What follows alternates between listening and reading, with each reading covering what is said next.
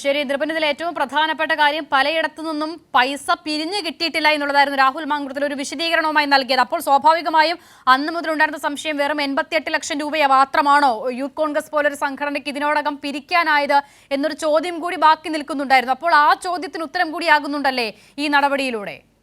തീർച്ചയായും അസിത, യൂത്ത് കോൺഗ്രസിന്റെ പോലത്തെ ഒരു സംസ്ഥാന നേതൃത്വം അങ്ങനെ പണപ്പിരിവ് നടത്തിയിട്ടുണ്ടെങ്കിൽ വെറും 88 ലക്ഷം രൂപ മാത്രമേ ലഭിക്കുകയുള്ളൂ എന്നത് ന്യായമായ ഒരു ചോദ്യമാണ്. AIYF പോലും സർക്കാരിന് നൽകിയത്, പിരിച്ചു നൽകിയത് 1 കോടി രൂപയാണ്. ഡിവൈഎഫ്ഐ നൽകിയത് അറിയാം. ഡിവൈഎഫ്ഐ 20 കോടി രൂപയാണ് സർക്കാരിന് നൽകിയത്. അപ്പോ അത്തരം സംഘടനകൾക്ക് നൽകാൻ കഴിഞ്ഞ തുക എന്തുകൊണ്ട് യൂത്ത് കോൺഗ്രസിന് പിരിച്ചെടുക്കാൻ കഴിഞ്ഞില്ല? അങ്ങനെയാണെങ്കിൽ യൂത്ത് കോൺഗ്രസിന് സംഘടനാ ശേഷിയില്ല എന്ന് രാഹുൽ മാങ്കൂട്ടത്തിൽ സമ്മതിക്കേണ്ടി വരും. AIYF പോലും ആ സംഘടനാ സൗകര്യങ്ങളോ ബലവോ പോലും താഴെ തട്ടിൽ യൂത്ത് കോൺഗ്രസ് എന്ന സംസ്ഥാനത്തെ യുവജന പ്രസ്ഥാനത്തിന് ഇല്ല എന്ന കാര്യം രാഹുൽ മാങ്കൂട്ടത്തിൽ സമ്മതിക്കേണ്ടി വരും. അല്ല എങ്കിൽ ഈ ബിരിയാണി ചലഞ്ചും പായസ ചലഞ്ചും ഒക്കെ എല്ലാ നിയോജക മണ്ഡലങ്ങളിലും 140 നിയോജക മണ്ഡലങ്ങളിൽ പഞ്ചായത്ത് അടിസ്ഥാനത്തിലാണ് സംഘടിപ്പിച്ചത്. അതിൽ പിരിഞ്ഞു കിട്ടിയ പണം എവിടെ പോയി എന്ന ചോദ്യത്തിന് മറുപടി പറയേണ്ടി വരും.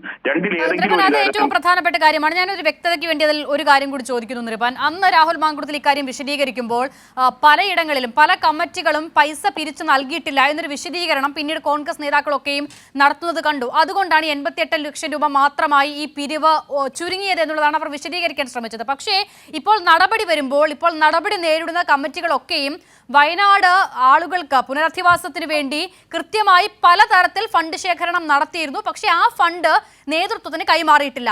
അതല്ലേ ഈ നടപടിക്ക് ആധാരം? ഈ നടപടിക്ക് ആധാരമായി പറയുന്നതിന് ഈ 11 നിയോജക മണ്ഡലം കമ്മിറ്റിയും, ഞാൻ നേരത്തെ സൂചിപ്പിച്ച പെരിന്തൽമണ്ണ, മങ്കട, തിരൂരങ്ങാടി, തിരൂർ, താനൂർ, ചേലക്കര, ചെങ്ങന്നൂർ, കഴക്കൂട്ടം, കാട്ടാക്കട, കോവളം, വട്ടിയൂർക്കാവ് ഈ കമ്മിറ്റികൾക്കെതിരെ വ്യാപകമായി പരാതി വന്നു എന്നതാണ് സംസ്ഥാന നേതൃത്വം വിലയിരുത്തുന്നത്. അങ്ങനെയാണ് ഇവർ പുറത്തു പറയുന്നത്. പക്ഷേ ആ കമ്മിറ്റികളിൽ മാത്രമല്ല, സമാനമായി 140 മണ്ഡലങ്ങളിലും പഞ്ചായത്ത് അടിസ്ഥാനത്തിൽ വ്യാപകമായ പണപ്പിരിവ് നടത്തി. മാത്രമല്ല, ഈ ബിരിയാണി ചലഞ്ചിനൊക്കെ പണം പിരിച്ചത് അത് ഉൽപ്പന്നങ്ങൾ വ്യാപാരി വ്യവസായികളിൽ നിന്നും മറ്റ് സംഘടനകളിൽ നിന്നും കളക്ട് ചെയ്തെടുത്ത ശേഷമാണ് ആ ബിരിയാണി വിൽപ്പന നടത്തിയത്. അത് 150 രൂപയ്ക്കും 120 രൂപയ്ക്കൊക്കെ ബിരിയാണി വിറ്റത് പലരും സംഭാവനയായി 500ഉം 1000 രൂപയൊക്കെ നൽകി പല സ്ഥലങ്ങളിലും ഈ ബിരിയാണി ചലഞ്ചിൽ പങ്കെടുത്തിട്ടുണ്ട്. പായസ ചലഞ്ചിലും സമാനമായ പങ്കാളിത്തമാണ് വിവിധ സ്ഥലങ്ങളിൽ ജനങ്ങളുടെ ഭാഗത്തു നിന്നുണ്ടായത്. വയനാട് ദുരന്തത്തിലെ പുനരധിവാസമായതുകൊണ്ട് തന്നെ രാഷ്ട്രീയത്തിനെതിരമായി എല്ലാ നിയോജക മണ്ഡലങ്ങളിലും സമാനമായി പിരിവിന് ജനങ്ങൾ അവരുടെ സംഭാവന നൽകിയിട്ടുണ്ട്. പക്ഷെ ആ പണമൊന്നും നിയോജക മണ്ഡലങ്ങളിൽ പിരിച്ചെടുത്ത പണം ജില്ലാ കമ്മിറ്റികൾ നൽകിയെന്ന് നിയോജക മണ്ഡലം ഭാരവാഹികൾ പറയുന്നു.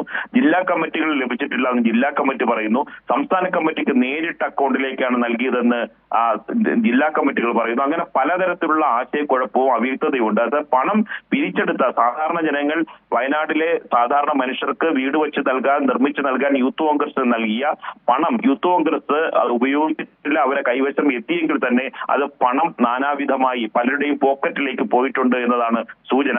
ഇപ്പോൾ ഈ കമ്മിറ്റിയുടെ നടപടിയെ സംബന്ധിച്ചും ആശയക്കുഴപ്പമുണ്ട്. അതായത് പുകമറയാണ് എന്ന സൂചനയാണ് മറുവിഭാഗം പറയുന്നത്. ഏതെങ്കിലും കുറച്ച് നിയോജക മണ്ഡലം കമ്മിറ്റിക്ക് മാത്രം നടപടിയെടുത്ത് സംസ്ഥാന നേതൃത്വം, ഉത്തരവാദിത്വം ഉണ്ടായിരുന്ന സംസ്ഥാന നേതൃത്വത്തിൽ നിന്ന് ഈ വിഷയങ്ങളെ വഴിതിരിച്ചു വിടാനുള്ള ശ്രമം കൂടി ഇതിന്റെ പിന്നിലുണ്ട് എന്ന് പറയുന്നു. അതുകൊണ്ട് വിവിധ അങ്ങനെ ഒരു ശ്രമം നടക്കുമ്പോഴും നൃപൻ നേരത്തെ സൂചിപ്പിച്ചതുപോലെ അന്നത്തെ യോഗത്തിൽ ആദ്യമായി ഈ വിമർശനം ഉന്നയിക്കുന്നത് കോൺഗ്രസിനുള്ളിൽ തന്നെയാണ്, യൂത്ത് കോൺഗ്രസിനുള്ളിൽ തന്നെയാണ് ആ മീറ്റിംഗിൽ. അപ്പോൾ ആ യോഗത്തിൽ നേതൃത്വത്തിനെതിരെ വിമർശനം ഉന്നയിച്ചവരെ തെരഞ്ഞുപിടിച്ച ഒരു നടപടിയിലേക്ക് പോകുകയും അതുവഴി ഇതാ ഞങ്ങൾ നടപടി സ്വീകരിച്ചിരിക്കുന്നു, തിരിമറി നടത്തിയവർക്കെതിരെ എന്നൊരു പൊതുധാരണ ഉണ്ടാക്കാൻ ശ്രമിക്കുകയും ചെയ്യുന്നു. അങ്ങനെയാണോ ഈ നടപടി? തീർച്ചയായും മറുഭാഗത്തിന്റെ ആരോപണം നമ്മൾ മുഖവിലേക്ക് എടുക്കേണ്ടതുണ്ട്. കാരണം ഇരുഭാഗവും ആരാണ് പൂർണ്ണമായി പറയുന്നത് ശരിയാണെന്ന് ഈ ഘട്ടത്തിൽ നമുക്ക് വിശ്വസിക്കാൻ കഴിയില്ല. പക്ഷെ ഒരു കാര്യം നമുക്ക് അടിവരയിട്ട് പറയാൻ കഴിയും. ഒന്ന്, യൂത്ത് കോൺഗ്രസിന്റെ പണപ്പിരിവിൽ തിരിമറി നടന്നിട്ടുണ്ട്. അത് സംസ്ഥാന നേതൃത്വത്തിന്റെ ഈ പിടിപ്പുകേട് കൊണ്ടാണോ, മറിച്ച് മണ്ഡലം കമ്മിറ്റികൾ പിടിച്ച കാശ് സംസ്ഥാന നേതൃത്വത്തിന് നൽകാതെ വെട്ടിമാറ്റിയതാണോ എന്ന കാര്യത്തിലാണ് ഇനി ആശയക്കുഴപ്പമുള്ളത്. പക്ഷേ ഇതിൽ ഉത്തരവാദിത്വമുള്ള യൂത്ത് കോൺഗ്രസിന്റെ സംസ്ഥാന നേതൃത്വം ഇതുവരെ ഇക്കാര്യത്തിൽ വ്യക്തമായ മറുപടി പറഞ്ഞിട്ടില്ല. കാരണം നേരത്തെ അസിത സൂചിപ്പിച്ചതുപോലെ യൂത്ത് കോൺഗ്രസിന്റെ സംസ്ഥാന അധ്യക്ഷൻ രാഹുൽ മാങ്കൂട്ടത്തിൽ പറഞ്ഞത് വെറും 88 ലക്ഷം രൂപയാണ് മാത്രമാണ് പിരിഞ്ഞു കിട്ടിയത്, അതെല്ലാം അക്കൗണ്ട് വഴി ലഭിച്ച പണം മാത്രമാണ് എന്ന തരത്തിലായിരുന്നു രാഹുൽ മാങ്കൂട്ടത്തിൽ പറഞ്ഞത്. പക്ഷേ അതിപ്പോൾ അവിശ്വസിക്കേണ്ടി വരും. കാരണം യൂത്ത് കോൺഗ്രസിന്റെ നിയോജക മണ്ഡലം കമ്മിറ്റികൾ പലതും പണം കൊടുത്തു എന്ന് പറയുന്നുണ്ട്. അവിടെ നിന്ന് കൊടുത്ത പണം സംസ്ഥാന കമ്മിറ്റിക്ക് എത്തിയിട്ടില്ല എന്ന പരാതികൾ കൂടി പുറത്തു വരുന്നുണ്ട്. പറയുന്നുണ്ട്. ചില നിയോജക മണ്ഡലം കമ്മിറ്റികൾ പണം നൽകാത്തതുകൊണ്ട് ആ നിയോജക മണ്ഡലം കമ്മിറ്റികൾക്കെതിരെ സംസ്ഥാന നേതൃത്വത്തിനും ഒപ്പം തന്നെ KPCC അധ്യക്ഷനും പലരും നേരിട്ട് പരാതി നൽകിയിട്ടുണ്ട്. അത്തരം പരാതികൾ കൂടി വരും ദിവസങ്ങളിൽ നമുക്ക് പ്രേക്ഷകർക്ക് മുന്നിൽ പങ്കുവയ്ക്കാൻ കഴിയും.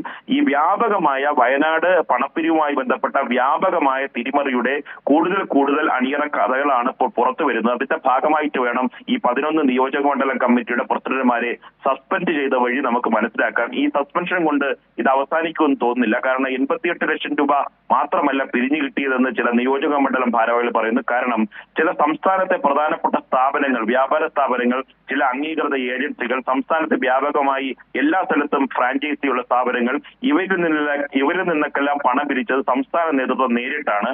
ആ പ്രദേശത്ത് പ്രവർത്തിക്കുന്ന ഏജൻസികൾക്ക് അവിടെ പണം നൽകിയിട്ടില്ല എന്ന് മണ്ഡലം പ്രസിഡന്റുമാർ പറയുന്നു. അവരോട് ചോദിക്കുമ്പോൾ സംസ്ഥാന ലീഡർഷിപ്പ് നേരിട്ട് പണം വാങ്ങി എന്നതാണ് നിയോജക മണ്ഡലം ഭാരവാഹികൾ പറയുന്നത്.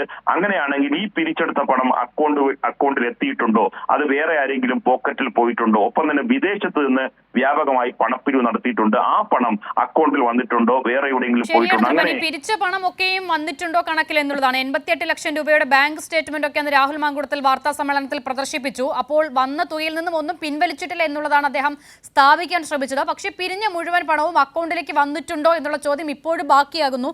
മാത്രമല്ല ത്രിപൻ, ഏത് നിലയിൽ വേണമെങ്കിലും നേതൃത്വത്തിനും നടപടി എടുത്തവർക്കും ഒക്കെ വിശദീകരിക്കാൻ പാകത്തിലുള്ളൊരു നടപടിയുടെ വിവരങ്ങൾ കൂടിയാണല്ലോ ഈ വരുന്നത്. ഇതാ ഒറ്റ വരിയിൽ മാത്രമാണ് സംഘടനാ പ്രവർത്തനത്തിൽ വീഴ്ച വരുത്തിയ നിയോജക മണ്ഡലം കമ്മിറ്റികൾക്കെതിരെ നടപടി എന്നുള്ള ഒറ്റ വരിയിൽ മാത്രമാണ് ഈ നടപടിയും വരുന്നത്, അല്ലേ? തീർച്ചയായും ഒരു നിയോജക മണ്ഡലം കമ്മിറ്റിയിൽ നിന്ന് ഏകദേശം 2.5 ലക്ഷം രൂപയോളം പിരിച്ചെടുക്കുമെന്നായിരുന്നു നേരത്തെ ആഹ്വാനം ചെയ്തിരുന്നത്. അങ്ങനെയാണ് ഏകദേശം 2.5 കോടി ഓളം രൂപ പിരിച്ചെടുക്കും എന്ന തരത്തിലുള്ള പ്രഖ്യാപനമാണ് യൂത്ത് കോൺഗ്രസിന്റെ സംസ്ഥാന അധ്യക്ഷൻ രാഹുൽ മാങ്കൂട്ടത്തിൽ നടത്തിയത്. ദുരന്ത ഭൂമിയിൽ വെച്ച് തന്നെ ഇത്തരത്തിലൊരു പ്രഖ്യാപനം രാഹുൽ മാങ്കൂട്ടത്തിൽ നടത്തുകയായിരുന്നു. പക്ഷേ ആ പണം പിരിച്ചെടുക്കാനായില്ല. പിരിച്ചെടുത്ത് ആ പണമായി പറയുന്നത് 88 ലക്ഷം രൂപയാണ്. അത് അക്കൗണ്ട് വഴി മാത്രമാണ് എന്ന് രാഹുൽ മാങ്കൂട്ടത്തിൽ പറയുന്നു. പക്ഷേ അക്കൗണ്ട് വഴി മാത്രമല്ല എന്നതാണ് യൂത്ത് കോൺഗ്രസിന്റെ പ്രവർത്തകർ പറയുന്നത്. ഇതിന്റെ ഒരു വൈരുദ്ധ്യമാണ് രാഹുൽ മാങ്കൂട്ടത്തിൽ മറുപടി പറയാത്തത്. രാഹുൽ മാങ്കൂട്ടത്തിൽ എന്ന് വാർത്താ സമ്മേളനം നടത്തിയപ്പോൾ അക്കൗണ്ട് വഴി മാത്രമാണോ? കാരണം ഈ പായസ ചർച്ചിലൊക്കെ പങ്കെടുത്ത മനുഷ്യർ നൽകിയ തുക എങ്ങനെയാണ് നിയോജക മണ്ഡലം കമ്മിറ്റികൾ നേരിട്ട് അക്കൗണ്ടിലാണോ നൽകിയത്, മറിച്ച് ഈ ജില്ലാ കമ്മിറ്റികളിൽ നിന്നും അല്ലാതെയും പണം സ്വരൂപിച്ചിട്ടുണ്ടല്ലോ, അതിന്റെ കണക്കുകൾ എവിടെയാണ് എന്ന ചോദ്യത്തിന് രാഹുൽ മാങ്കൂട്ടത്തിൽ വ്യക്തമായി മറുപടി നൽകിയില്ല. അതിന് പകരം അക്കൗണ്ടിൽ ലഭിച്ച 88 ലക്ഷം രൂപയുടെ കണക്കൊണ്ട് പരിശോധിക്കൂ എന്ന തരത്തിൽ മാത്രമാണ് മാധ്യമപ്രവർത്തകരോട് രാഹുൽ മാങ്കൂട്ടത്തിൽ വെല്ലുവിളി നടത്തിയത്. ഇനിയും കൂടുതൽ കാര്യങ്ങൾ വ്യക്തമാകേണ്ടതുണ്ട്. പക്ഷേ ഒരു കാര്യം നമുക്ക് അടിയുറച്ച് പറയാൻ കഴിയും, ഈ യൂത്ത് കോൺഗ്രസിന്റെ ഈ വയനാട് ദുരന്തവുമായി ബന്ധപ്പെട്ട് വീട് നിർമ്മിച്ച് നൽകാൻ, സാധാരണപ്പെട്ട മനുഷ്യർക്ക് വീട് നിർമ്മിച്ച് നൽകാൻ നൽകിയ